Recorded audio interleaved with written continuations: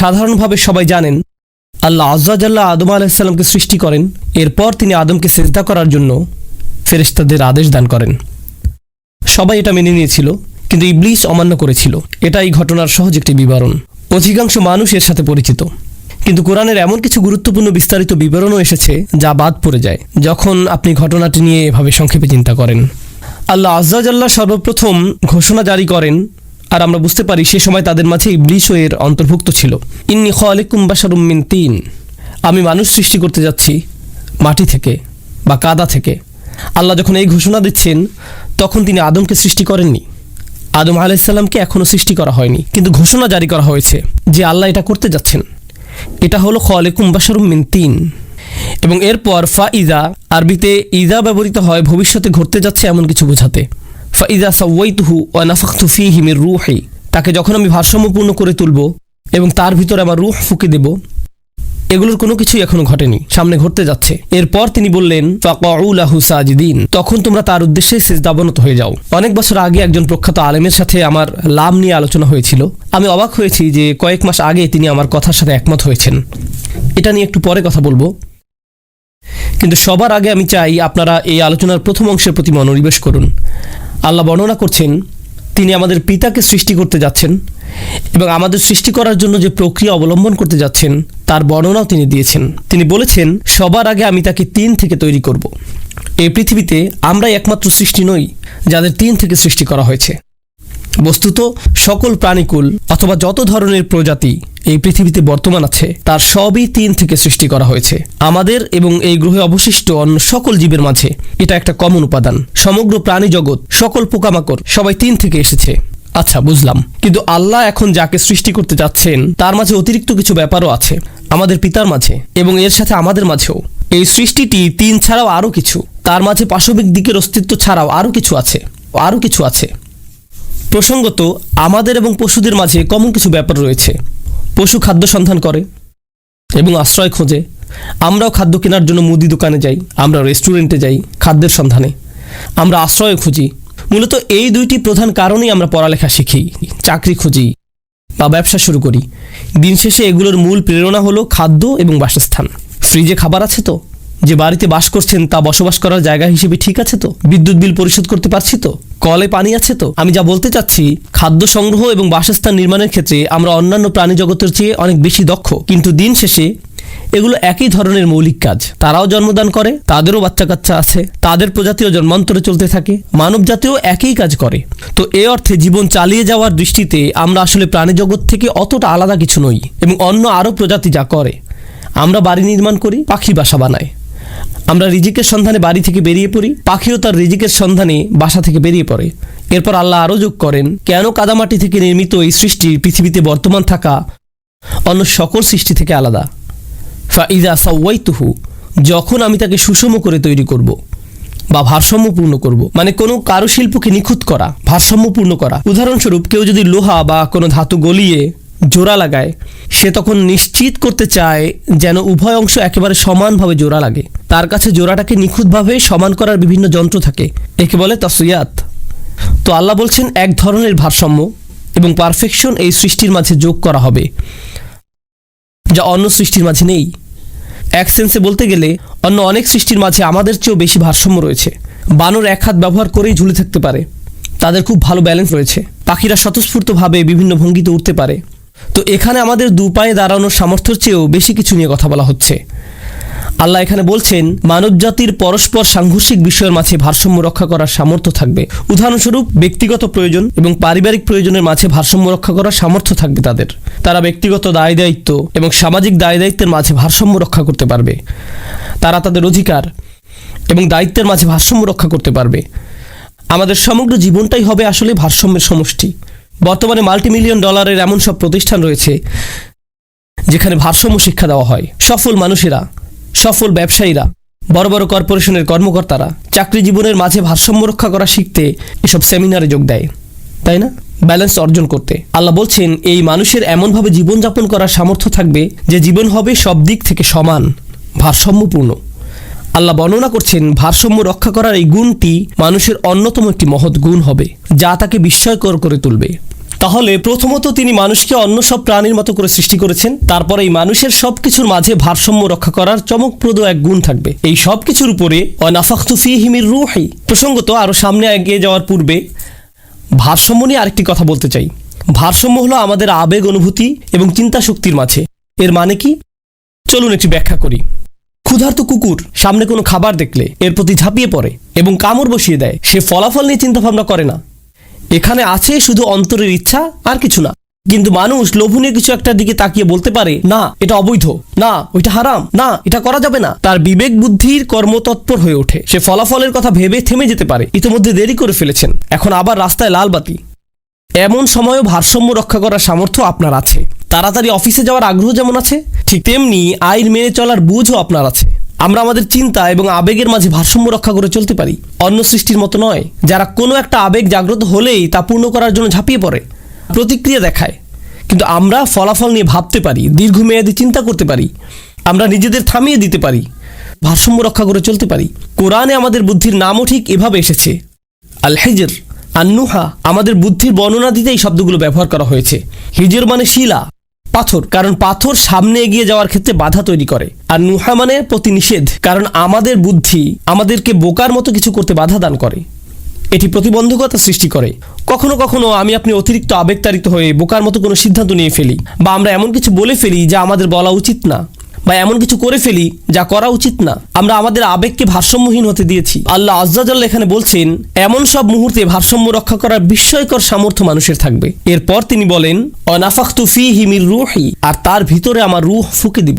অর্থাৎ রূহ যা আল্লাহ বিশেষভাবে ডিজাইন করেছেন এই মানুষের জন্য, বিশেষ আধ্যাত্মিক সম্পর্ক, বিশেষ জিনিস যা এই মানুষকে অনন্য উপায়ে মানুষকে আল্লাহর সাথে সম্পর্কযুক্ত করবে, অসাধারণ শক্তিশালী উপায়ে। আর এই জিনিসটাই মানুষের ভেতরে থাকবে।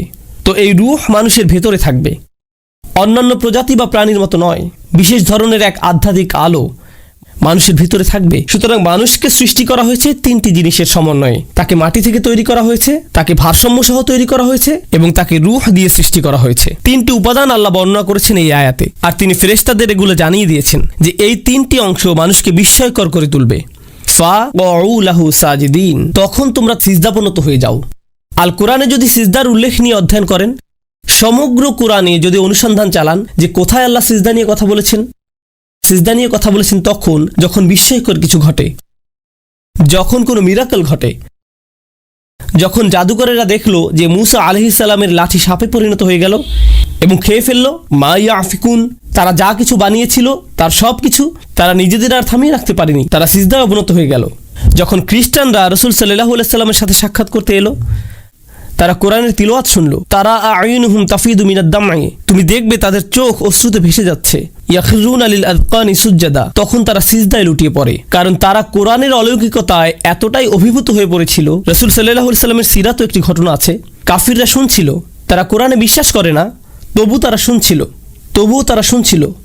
আনজারতুকুম সাইকাতান মিসলা সাইকাতি আদিম ওয়া সামুদ, যখন আয়াত অবতীর্ণ হলো, আমি তোমাদের বজ্রপাতে ধ্বংস হওয়ার সতর্ক করছি। আজ সামুদ জাতির নিকট আসা বজ্রপাতের ন্যায়। তারা নিজেদের থামিয়ে রাখতে পারেনি, তারা সিজদায় লুটিয়ে পড়ে। কোরআন বারবার বর্ণনা করছে, যখন বিহবল কিছু ঘটে, যখন অবিশ্বাস্য কিছু ঘটে যা আল্লাহ ঘটান আর যা কেবল আল্লাহর পক্ষেই ঘটানো সম্ভব, তখন মানুষ আল্লাহর শক্তিমত্তাকে এতটাই উপলব্ধি করে যে তাদের উভয় হাঁটু ভাঁজ হয়ে যায়, অহংকার ধূলিসাৎ হয়ে যায়। আর এই কপাল যা আমাদের অহমিকা বহন করে, মাটিতে লুটিয়ে পড়ে।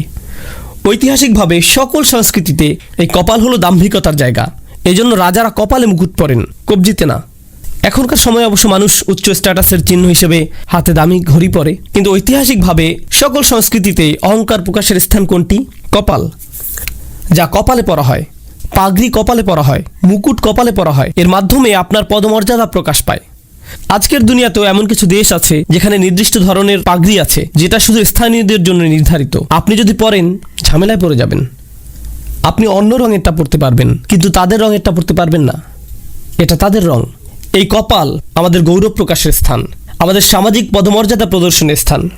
এই সমস্ত কিছু মাটি হয়ে যায় যখন আপনি আল্লাহর ক্ষমতা উপলব্ধি করতে পারেন, তখন সাথে সাথে সিজদায় লুটিয়ে পড়েন। কোরআন এই ব্যাপারটাই বারবার তুলে ধরেছে। আল্লাহ এখানে সমস্ত ফেরেশতাদের নিকট দাবি জানাচ্ছেন। ফেরেশতাদের একটা ব্যাপার মনে রাখা গুরুত্বপূর্ণ, ফেরেশতারা যে শুধু দৃশ্যমান বাস্তবতা দেখতে পায় তাই নয়, তারা তো অদৃশ্য জগতের এক সৃষ্টি, যা আমাদের নিকট অদৃশ্য, যেমন আল্লাহর আরশ, আমাদের নিকট যা অদৃশ্য যেমন জিন জাতি, আমাদের নিকট যা অদৃশ্য যেমন মহাবিশ্বের গোপন বিষয়। এর অনেক কিছুই ফেরেশতারা দেখতে পান। তারা আকাশগুলোর ভিতর দিয়ে ভ্রমণ করেন। তো আমরা হয়তো একটি পর্বত দেখে চমৎকৃত হয়ে যাই, বা সমুদ্র দেখে, বা ঝর্ণা দেখে দৃশ্যমান জগৎ আমাদের অভিভূত করে ফেলে। কেউ যখন মহাবিশ্ব নিয়ে অধ্যয়ন করে আর ইলেকট্রন মাইক্রোস্কোপ দিয়ে দেখে, তারা দৃশ্যমান মহাবিশ্বের বিশালতা দেখে হতভম্ব হয়ে যায়। ভাবতে পারেন, দৃশ্যমান মহাবিশ্বের সাথে সাথে যারা অদৃশ্য জগৎও দেখছেন, আল্লাহ যা করেন তা দেখে কতটা অভিভূত তারা। উপরন্তু তারা আল্লাহর সাথে যোগাযোগ করতে পারেন। আল্লাহ সরাসরি ফেরেশতাদের সাথে কথা বলেন। তাদের আল্লাহর সাথে উভয় দিক থেকে যোগাযোগ আছে। আর আল্লাহ তাদেরকে বলছেন, এই সৃষ্টিটি এতই বিস্ময়কর যে সুবিশাল মহাবিশ্ব তিনি সৃষ্টি করেছেন, যত কিছু তিনি রেখেছেন, এই অত্যাশ্চর্য দৃশ্যমান এবং অদৃশ্য কাউন, তিনি বলছেন এই সব কিছুর মাঝে এই একটি সৃষ্টি এতই শক্তিশালী যে তোমাদের প্রত্যেকেরই বিস্ময় অভিভূত হয়ে যাওয়া উচিত তিনি যেভাবে আদমকে সৃষ্টি করেছেন তা দেখে, যে তোমরা সিজদায় লুটিয়ে পড়ো। তোমাদের হতভম্ব হয়ে যাওয়া উচিত আল্লাহর এই অত্যাশ্চর্য সৃষ্টি দেখে, হতভম্ব হয়ে যাওয়া উচিত। এবং এর ফলে আল্লাহর সকল ফেরেশতা, ফাসাজাদাল মালাইকাতু কুল্লুহুম আজমাউন, তাদের সবাই একসাথে সিজদায় লুটিয়ে পড়ল। ব্যাপারটা হলো, যখন মূসা আলাইহিস সালামের লাঠি দিয়ে মিরাকল ঘটল, তখন কয়েকজন জাদুকর সিজদায় লুটিয়ে গেল। যখন কিছু মানুষ কোরআন শুনল, কিছু অবিশ্বাসী সিজদায় পড়ে গেল, বা কিছু খ্রিস্টান সিজদায় পড়ে গেল। আপনি কিছু মানুষের সিজদায় পড়ে যাওয়ার উল্লেখ পাবেন, কিন্তু এই ঘটনায় আপনি পাচ্ছেন আল্লাহ যত ফেরেশতা সৃষ্টি করেছেন সকলকে সিজদায় পড়ে যাওয়ার আদেশ দেওয়া হয়।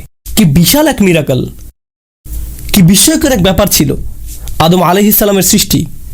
কতটা শক্তিশালী এই সৃষ্টি।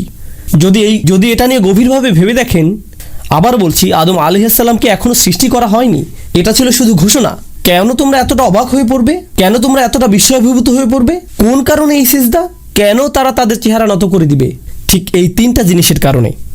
ইন্নী খালিকুম বাশারুম মিন তিন ফাইযা সাওয়াইতুহু ওয়া নাফাখতু ফীহি মির রূহ। এরপর এসেছে ফা, এটি হলো ফা সাবাবিয়া, অর্থাৎ সেই জন্য বা সেই অনুসারে সিজদায় পড়ে যাওয়া। ফা এখানে সাবাবিয়া হতে পারে। এ মতে তোমরা তার সামনে সিজদায় পড়ে যাও। এখন এই ঘোষণাটি জারি করা হলো। আমরা জানি ইবলিসও ঘোষণাটি শুনল। সে যদি এই ঘোষণা শুনে থাকে, সেও জানে আদমকে সৃষ্টি করা হয়েছে তিনটি জিনিসের সমন্বয়ে। আমি বারবার তিনটি জিনিসের কথা উল্লেখ করছি, কারণ যেন এটা আপনাদের মাথায় একেবারে বদ্ধমূল হয়ে যায়। তিনটি জিনিস। আর আমরা জানি আল্লাহ আমাদের বলছেন, যখন সে সিজদা করতে অস্বীকৃতি জানালো, সে আল্লাহর দিকে ফিরে এভাবে বলেনি, খলাকতানি মিন নারিন ওয়া খলাকতাহু মিন তিনিন ওয়া সাওয়াইতাহু ওয়া নাফাখতা ফীহি মির রূহিকা। সে এটা বলেনি। সে শুধু বলেছিল, আপনি আমাকে আগুন থেকে সৃষ্টি করেছেন, তাকে কাদা থেকে সৃষ্টি করেছেন। এটা শুধু তিনটা বিষয়ের একটা মাত্র। আরো দুইটি জিনিস তো বাকি আছে। সে বাকি দুইটা সম্পর্কেও সে জানতো। সে তাসবিয়াহ তথা মানুষের ভারসাম্য সম্পর্কে জানতো। সে মানুষের ভেতরে ফুঁকে দেওয়া রূহ সম্পর্কেও জানতো। কিন্তু ইবলিস আল্লাহর নিকট অভিযোগ করার সময় এমনভাবে অভিযোগ করলো যেন বাকি দুইটা সম্পর্কে সে অজ্ঞ। কিন্তু সে জানে, তার পূর্ণ জ্ঞান ছিল। এই গুরুত্বপূর্ণ বিষয়টা আমি এই সংক্ষিপ্ত খুতবায় তুলে ধরতে চাই। তো আদম আলাইহিস সালামের ঘটনায় শত শত শিক্ষা রয়েছে, কিন্তু আশা করছি আমি এই একটি শিক্ষা ব্যাখ্যা করার ক্ষেত্রে কিছুটা ন্যায় বিচার করতে পারবো। আমি চাই এই শিক্ষাটা আপনারা আজ নিয়ে যাবেন। আর তা হলো, বাকি দুইটি বিষয় অস্বীকার করার কারণ হলো, সে যদি অবশিষ্ট দুইটি বিষয় স্বীকার করে নেয়, তাহলে তাকে স্বীকার করতে হবে মানুষ আসলে আল্লাহর এক বিস্ময়কর সৃষ্টি। কিন্তু সে যদি শুধু কাদার কথা স্বীকার করে, সে যদি শুধু মাটির কথা স্বীকার করে, তাহলে আদম এবং একটি ঘোড়ার মাঝে আর কি পার্থক্য আছে? আদম এবং একটি গরু বা বানরের মাঝে কি আর এমন পার্থক্য আছে? তারা আহার করে, সেও আহার করে। তারা আশ্রয় খোঁজে, সেও আশ্রয় খোঁজে। তারও বাচ্চা কাচ্চা আছে। সে শুধু একজন আরো উন্নত এক প্রাণী, এটাই সব। সে দুই পায়ে দাঁড়াতে পারে, তো কি হয়েছে? এটা আর বড় কিছু নয়। সে শুধু আরো বিকশিত এক প্রজাতি। তার মাঝে অতিরিক্ত আর কিছু নেই। তার মাঝে বৃহত্তর অস্তিত্বের কিছু নেই। অতএব ইবলিস ইচ্ছা করেই আমাদের অস্তিত্বের দুইটি গুরুত্বপূর্ণ উপাদানকে অস্বীকার করে। তিনটার মধ্যে দুইটাকে সে জেনে শুনে অস্বীকার করে। সে যদি এই দুইটা স্বীকার করে নেয়, তাহলে আল্লাহর এই বিস্ময়কর সৃষ্টির শ্রেষ্ঠত্ব তাকে স্বীকার করে নিতে হবে। এখন সে মানব জাতিকে ঘৃণা করে। আমাদেরকে এই পদমর্যাদা দেওয়ার কারণে সে আল্লাহকে দোষারোপ করে।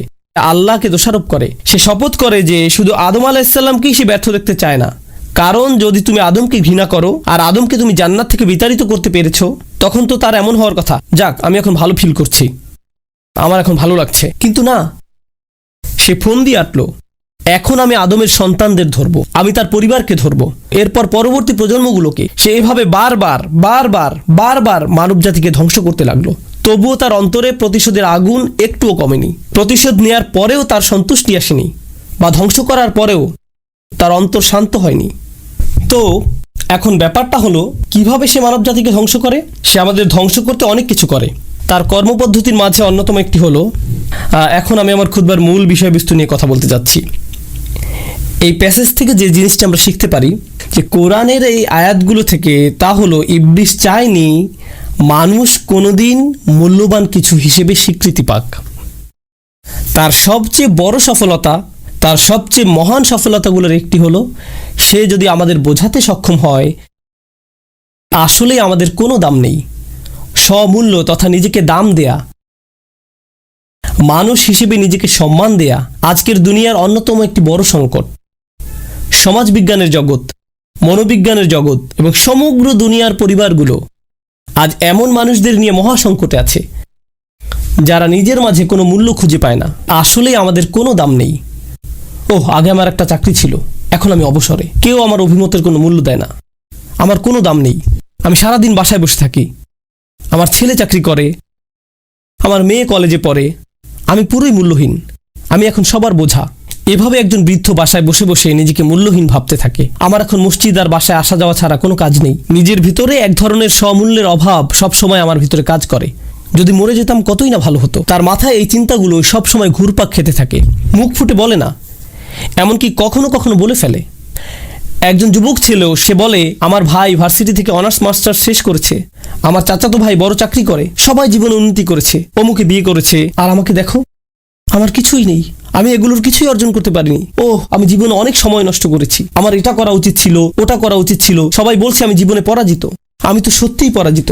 ইবলিস চায় মানুষজন আপনাকে এমন সব কথা বলুক, আশেপাশের মানুষেরা তারা এমন সব কথা বলবে যার ফলে আপনার নিজেকে মূল্যহীন মনে হবে। আর ওই মানুষগুলো এমনকি বুঝেও না যে তারা এই ক্ষতিটা করছে, এটা তাদের মাথায়ও আসে না। কিন্তু তাদের এই কথাগুলো আপনার জীবনে ব্যাপক প্রভাব ফেলছে। আপনি তখন ভাবতে শুরু করেন, সম্ভবত আমার কোনো দাম নেই। একবার যখন এভাবে নিম্নমানের আত্মসম্মানে ভোগেন, নিজেকে যথাযথ মূল্য না দিয়ে থাকেন, তখন সব সময় মনে হবে একমাত্র যে উপায়ে আমি কিছুটা মূল্য পেতে পারি তা হলো যদি অন্য কেউ আমাকে দাম দেয়। আমার কোনো কিছুতে যদি অন্য কেউ সমর্থন দেয় তবেই আমার কিছুটা দাম আছে। তাই আমি কি করব? আমি নিজের একটা ছবি তুলব, তারপর সব ফিল্টার অনেকবার পরিবর্তন করে অনলাইনে পোস্ট করব, তারপর অপেক্ষা করব কেউ যদি লাইক দেয় বা লাভ চিহ্ন দেয়, অন্ততপক্ষে মাশাআল্লাহ বা কোনো একটা কমেন্ট। কারণ কেউ যদি দেয়, যাক আমার কিছুটা দাম আছে। আচ্ছা এখন কি করব? আমার তো দাম দরকার, কারণ আমি আবার মূল্যহীন হয়ে পড়ছি। আমি গত 2 দিনে কিছুই পোস্ট করিনি, আমাকে আবার শুরু করতে হবে। আমি আবার নিজেকে মূল্যবান মনে করতে চাই। নিজের মাঝে যদি নিজের মূল্য খুঁজে না পান, তখন আপনি নিজের মূল্য কোথায় খুঁজবেন? অন্য কোথাও, অন্য কারো কাছে। সব সময় অন্য কারো সমর্থনের আশায় থাকেন, সব সময় অন্য কারো প্রশংসার সন্ধানে থাকেন। তুমি তো কিছু বললে না, তোমার কি মনে হয় আমার কি করা উচিত? এই ব্যাপারে তোমার কি মনে হয়? এই ব্যাপারে তোমার কি কি অভিমত আছে? সব সময় আরেকজনের মতামত তালাশ করে বেড়ান, কারণ এছাড়া নিজের কোনো দাম নেই। আবার নিজের ব্যাপারে ভয় পেয়ে যান। আপনার আত্মসম্মান যদি খুব নিম্নমানের হয়, তখন নিজের অধিকারগুলো আদায় করার জন্য সাহস খুঁজে পাবেন না। মানুষ আপনার সাথে অন্যায় এবং অপমানমূলক আচরণ করলেও মনে মনে ভাববেন, আমি তো এমন আচরণেরই যোগ্য, আমি তো এমনিতেই আবর্জনা, এর চেয়ে খারাপ আচরণ পাওয়ার যোগ্য আমি। আরও খারাপ ব্যাপার হলো, ইবলিস আপনার আশেপাশের মানুষদের কাছে এসে বলবে, তাকে অমুক কথাটা বলো, আমি একটা কুকুরের সাথেও এর চেয়ে উত্তম আচরণ করি, কিন্তু তুমি তো এর থেকেও মন্দ আচরণ পাওয়ার যোগ্য, তাই আমার এতটুকু আচরণেও তোমার খুশি হওয়া উচিত, তোমার নিজেকে ভাগ্যবান মনে করা উচিত। বারবার এমন কথা শুনতে থাকলে কি হয়? আপনিও এগুলো মেনে নিতে শুরু করেন, কারণ মানুষ শুরুতে কিছু একটা প্রত্যাখ্যান করলেও যথেষ্ট সময় ধরে এগুলো শুনতে থাকলে একসময় এর দ্বারা প্রভাবিত হতে শুরু করেন। আপনি তখন নিজেকে ওইভাবে দেখতে শুরু করেন। আপনি তখন শুধু অন্যদের প্রতি নয়, নিজের প্রতিও এক ধরনের ঘৃণা জন্মাতে শুরু করেন। নিজের প্রতি রাগ সবসময় এমনভাবে প্রকাশ পায়, আমার মতামতের কোনো দাম নেই, সবার মতের দাম আছে, আমার কথার কোনো মূল্য নেই, সবার কথার মূল্য আছে, আমার উপস্থিতি একটা বোঝাস্বরূপ, আমার কাউকে কিছু দেওয়ার নেই। নিজেকে নিয়ে যদি এভাবে ভাবতে শুরু করেন তাহলে এটা আপনার উপর শয়তানের বিশাল এক বিজয়। কারণ শয়তান তখন বলে, আমি তো ঠিক এটাই বলেছিলাম সব সময়, মানুষ শুধুই কাদামাটি, তাকে দেখো কোথায় তার ভারসাম্য, কোথায় তার রূহ। আর আল্লাহ কি করলেন? আমি আর আপনি এই পৃথিবীতে আসার আগেই আমাদের পিতাকে যা দেয়া হয়েছিল তার সন্তান হিসেবে আমাদেরকেও সেগুলো দেয়া হয়েছে। 3টি জিনিস, মাটি থেকে আমাদের শরীর, তাসবিয়া তথা ভারসাম্য এবং আমাদের রূহ। আল্লাহ তার সকল সৃষ্টির উপর আমাদের সম্মানিত করেছেন। সকল সৃষ্টি আমাদেরকে আল্লাহর একটি মিরাকল হিসেবে দেখে। সকল সৃষ্টি আমাদেরকে আল্লাহর একটি মিরাকল হিসেবে দেখে। সকল ফেরেশতাদের সিজদা পাওয়ার যোগ্য। আল্লাহর এক সম্মানজনক সৃষ্টি, আল্লাহর এক আশ্চর্যজনক সৃষ্টি। তো এখন মহাবিশ্বের ফেরেশতারা আপনাকে দেখে মুগ্ধ, কিন্তু আপনি নিজের মাঝে মুগ্ধ কিছুর অস্তিত্ব খুঁজে পান না। নিজেকে আপনার মূল্যহীন মনে হয়। আল্লাহ কোরআনে বলছেন, ওয়ালাকাদ কাররামনা বানি আদম, আর আমি তো আদম সন্তানদের সম্মানিত করেছি, আমি তো আদম সন্তানকে মর্যাদা দান করেছি। জানেন এই আয়াতটি আমাকে কি শিক্ষা দিচ্ছে? অন্য কারো কাছে আমাকে নিজের মূল্য খুঁজতে হবে না। কাজটি আমি ভালোভাবে সম্পাদন করেছি কিনা সেটা আমাকে চেক করে দেখতে হবে। তরকারিটা ভালোভাবে রান্না করেছি তো? এই শিক্ষাটিকে কিভাবে নেবেন না জানেন? আমার কারো অভিমতের এখন আর কোনো দরকার নেই। এখন আমি আমার বাসায় যাব আর সব লবণ তরকারিতে ঢেলে দেব, তারপর রান্না করব। রান্নাটা কেমন হয়েছে কারো অভিমতের আমি কোনো পরোয়া করি না, কারণ আল্লাহ আমাকে সম্মানিত করেছেন। আমি এটা বলছি না, আমি কোনোভাবেই এই শিক্ষাটা দিচ্ছি না। আমাদের অবশ্যই পরস্পরের কাছ থেকে সংশোধন দরকার। প্রসঙ্গত, যখন নিজেকে মূল্যবান মনে করবেন তখন সমালোচিত হলে অপমানিত বোধ করবেন না। যখন সত্যিকার অর্থে নিজেকে সম্মান দিতে শিখবেন তখন উপলব্ধি করবেন যে কেউ যদি আমার সমালোচনা করে বলে, এই যে ভাই আপনি এটা ভুল বলছেন, আপনার অমুক ব্যাপারটা আরো ভালো হওয়া দরকার, অথবা ওইটা আরো ভালো হতে পারত, তখন তারা আসলে আমার উপকার করছে। আমার কাছে মনে হচ্ছে না যে আমি অপমানিত হয়েছি। কারণ আমার যদি খুব নিম্নমানের আত্মসম্মান থাকে তখন সমালোচনাকে মনে হয় আমাকে যেন আরো নিচে নামিয়ে দেওয়া হলো। কিন্তু আপন অন্তরে যদি নিজের দাম থাকে তখন এমন অনুভূতি আর তৈরি হয় না। তখন সংশোধন এবং সমালোচনাকে আপনি সুযোগ হিসেবে দেখবেন, আরও উত্তম হওয়ার একটা সুযোগ। এটাকে তখন আর অপমান মনে হবে না। এটা হলো সমীকরণের একটা দিক। আমরা নিজেদের মূল্য প্রদান করি, কিন্তু ইবলিশের কাছে আরও কৌশল আছে। খুতবার শুরুতে আমি ভারসাম্য নিয়ে কথা বলেছি। আল্লাহ আমাদের যে জিনিসগুলো দিয়েছেন তার মধ্যে একটি হলো ভারসাম্য। কিন্তু বর্তমান বিশ্বে অধিকাংশ মানুষ এখন আর বইয়ের মাধ্যমে নিজেদের শিক্ষিত করে তুলতে আগ্রহী নয়, বই পাঠে বা অধ্যয়নে মনোযোগী নয়। প্রকৃতপক্ষে ভিডিও একটা যদি 30 সেকেন্ডের বেশি হয় পরেরটা দেখে, সামনে আগাও। জানেন তারা কি বলে? আমি অনেক গবেষণা করেছিলাম। না, তুমি গবেষণা করছো না, তুমি টিকটক চালাচ্ছ, এর নাম গবেষণা নয়। আমি মনোবিজ্ঞান নিয়ে প্রচুর গবেষণা করেছিলাম। না, তুমি করনি। 3 মিনিটের ইউটিউব ভিডিও দেখার নাম গবেষণা না, তুমি কিছুই অধ্যয়ন করনি। কিন্তু আমরা এখন কয়েক সেকেন্ডের শব্দ শোনায় অভ্যস্ত হয়ে গেছি। তাড়াতাড়ি দ্রুত কিছু শিখতে চাই, ফলে কোনো কিছুর বৈধতাও তাড়াতাড়ি চাই। দ্রুত কিছু শিখতে চাই, কোনো কিছুর বৈধতাও তাড়াতাড়ি চাই। এই সমস্ত সোশ্যাল মিডিয়ার পরিবেশে এখন যা হয় যে একটি বিষয় বারবার চোখের সামনে এসে পড়ে, আত্মানুরাগ, নিজের দাম, আত্মসম্মান, যা নিয়ে আমি এখন কথা বলছি। কিন্তু এই ব্যাপারটা নিয়ে আপনি বাড়াবাড়ি করতে পারেন। তুমি অসাধারণ, তুমিই সেরা, নিজেকে বিশ্বাস করো, তুমি তুমি নাফসুক নাফসুক। আপনিও তখন আমি নিজে, এভাবে নিজেকে নিয়ে আচ্ছন্ন হয়ে পড়ে থাকতে পারেন। কিছু কিছু পিতামাতারা বাচ্চাদের এমন বানিয়ে ফেলেন, তুমিই সেরা, তুমিই শ্রেষ্ঠ, সব সময় তুমিই হলে রাজকন্যা। 4 বছরের ছোট মেয়েকে বলে, তুমি আমার রাজকন্যা, অন্য সবাই অসুন্দর, তুমিই সেরা সুন্দরী। এরপর এই ছোট বাচ্চাটা একটা দৈত্যে পরিণত হয়। স্কুলে গিয়ে বলে, শোনো সবাই, রাজকন্যা চলে এসেছে, সবাই আমার আংটিতে চুমু দাও। এভাবে সে নিজের সম্পর্কে অযথা উচ্চ ধারণা গড়ে তোলে। আমাদের মূল্য, আমাদের দাম আল্লাহর সামনে এমন কিছু যা আমাদের বিনয়ী করা উচিত। আল্লাহ আমাকে এত উচ্চ পদমর্যাদা দান করেছেন, আমার উচিত এই পদমর্যাদাকে কাজে নিয়োগ করা। আপনাদের নিকট একটি উপমা উপস্থাপন করছি। কল্পনা করুন, নিজের উপর কোনো আস্থা ছিল না আপনার, আপনাকে অতটা যোগ্য মনে করেননি, কিন্তু তবু একটা চাকরির জন্য আবেদন করলেন। এমনিতেই আবেদন করলেন, মনে মনে বলছেন, আমি নিশ্চিত ওরা আমাকে নিবে না। কিন্তু ওদের কাছ থেকে একটা কল এলো, ওরা আপনাকে নির্বাহী পদে নিয়োগ দিতে চায়, অনেক উপরের পদে। আপনি তো নিজের সম্পর্কে জানেন, আমি এই চাকরির জন্য মোটেই যোগ্য না। কিন্তু যাই হোক, ওই পদে আপনার নিয়োগ হয়ে গেল। আমি চাই আপনারা এটা নিয়ে চিন্তা করুন। আমি নিজেও চিন্তা করতে চাই। আমার মাথায় তখন কোন চিন্তাগুলো ঘুরপাক খাচ্ছে? আমি কি ভাবছি? হ্যাঁ, বস এসে গেছে, সবাই সাবধান হও, ওইটা আমার চেয়ার।